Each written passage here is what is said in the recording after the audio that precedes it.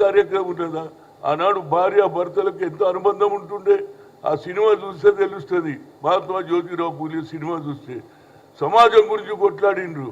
ఆనాడు భర్త చనిపోతే ఎంటికలు తీసే ఆచారాన్ని ఆపేసిండ్రు. సమానత్వం ఉన్నారు. బావుల దగ్గర రాకపోతే నీళ్ళు పట్టుకోకపోతే అది కూడా సమాజంలో అందరికీ సమానం. సోషల్ జస్టిస్ ఇవాళ రాహుల్ గాంధీ కూడా అదే ఆలోచన చేస్తున్నాడు. అదేవిధంగా రేవంత్ రెడ్డి గారు ఇక్కడ రేపు జరగబోయే లోకల్ బాడీ ఎన్నికల్లో 42% ఇస్తారు. అది ఆల్రెడీ కోర్టు కూడా డిసిషన్ తీసుకున్నది. దీని మీద మనం ఆలోచన చేయాలి. దీంతో పాటు చెడు సమాజం తయారవుతుంది. దానికి వ్యతిరేకంగా ప్రజలకు నచ్చజెప్పే పని చిన్నపిల్లలప్పటి నుంచే కొత్త అలవాటు అయితే పిల్లల ముందే తండ్రిని చంపినాక అమ్మాయి ఏమనుకుంటా చెప్పు, నేను కూడా నా భర్తను చంపాలనే ఆలోచన వస్తుందా లేదా? కనుక దీని మీద మీడియా మిత్రులకు కోరేది ఏంటంటే తప్పనిసరిగా దీనికి ప్రతి ఒక్కరు కూడా హ్యూమన్ రైట్స్ నేను ఎక్కువ రిక్వెస్ట్ చేస్తున్నా. ఎక్కడ ఇన్సిడెంట్ జరిగినా నక్సలైట్ చంపితే వీళ్ళే మొదలు పోతారు, కోర్టులు చేసి ఎట్లా చేసిందని అడుగుతున్నారు. మరి ఇలాంటి సన్నివేశాలు జరుగుతుంటే హ్యూమన్ రైట్స్ ఎందుకు ఊరుకుంటుందని అడుగుతున్నా. నేను ఇంటలెక్చువల్స్ ఎందుకు మాట్లాడతలేరని అడుగుతున్నా. దీని మీద తప్పనిసరిగా ప్రభుత్వం, అదేవిధంగా ప్రభుత్వం ఒక్కటే చేస్తే కాదండి, సమాజంలో ప్రతి ఒక్కరి పాత్ర ఉన్నది. నేను ఇవాళ ఉన్నా నా సమాజం గురించి తప్పు జరుగుతుంటే మాట్లాడాలి. సినిమాలు చూసిన మేము ఆ రోజులలో భర్త మీద ఏ విధంగా ఉన్నదో, భర్త చనిపోతుందంటే భార్య త్యాగం చేయడానికి రెడీ ఉన్నది. ఇవాళ భార్య భర్తల అనుబంధమే లేదు. ఎవడెప్పుడు చంపుతాడో లేదు. ఎవడి భార్య డౌట్లో ఉంటుంది, భర్త డౌట్లో ఉంటుంది. ఎవడెప్పుడు స్కెచ్ కూడా భార్యనే వేస్తుంది. బాబు ఇది కొత్త సీరీస్ ఉన్నది, స్కెచ్ వేసింది భర్తను ఎట్లా చంపాలని ప్రియునితోడు కలిసి. వాహ్, ఏం సమాజం రా బాబు ఇది సమాజమేనా అని నేను అడుగుతున్నా.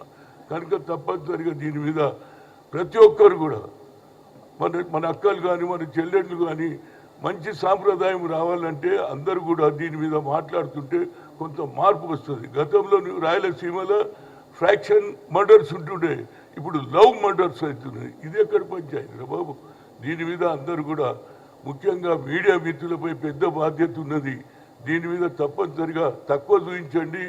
దీనివల్ల ప్రతి ఒక్కరు కూడా నేర్చుకుంటుండ్రు. అరే నేను ఎట్లా చంపాలరా, నేను ఎట్లా హీరో కావాలరా, ఈ ఆలోచనలో చదువుకోవాలి, భవిష్యత్తులో ముందుకు రావాలనే ఆలోచన బదులు కొత్త ఆలోచనలు చేస్తున్నారు. దీనికి ముఖ్యంగా మహిళల మీద, మహిళలు కానీ మగవాళ్ళు కానీ వాళ్ళ వ్యత్యాసం, ప్రేమ ఉండాలి.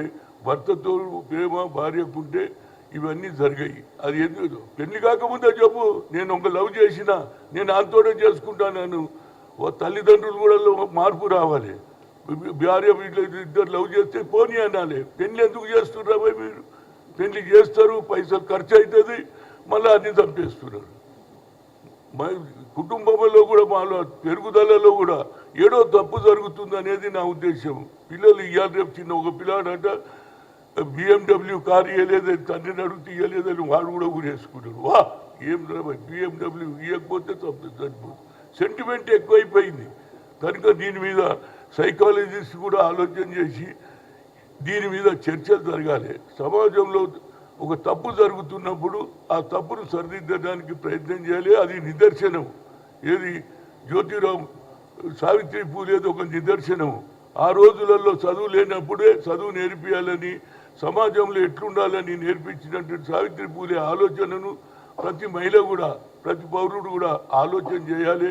దాని ప్రకారంగా మనం కూడా జిల్లాలలో పోయినప్పుడు ఇలాంటి మాటలు ఊర్లలో చెప్తుంటే వాళ్ళకు కూడా అర్థమవుతుంది. కొందరికి తెలియకుండా చేస్తున్నారు. కొందరేమో గతంలో ఏదైనా భూముల తగాదా, లేకుంటే మా ఆస్తి రాలేదని తగాదాలు ఉంటాయి. ఇప్పుడు ప్రేమ తగాదాలు వేరు.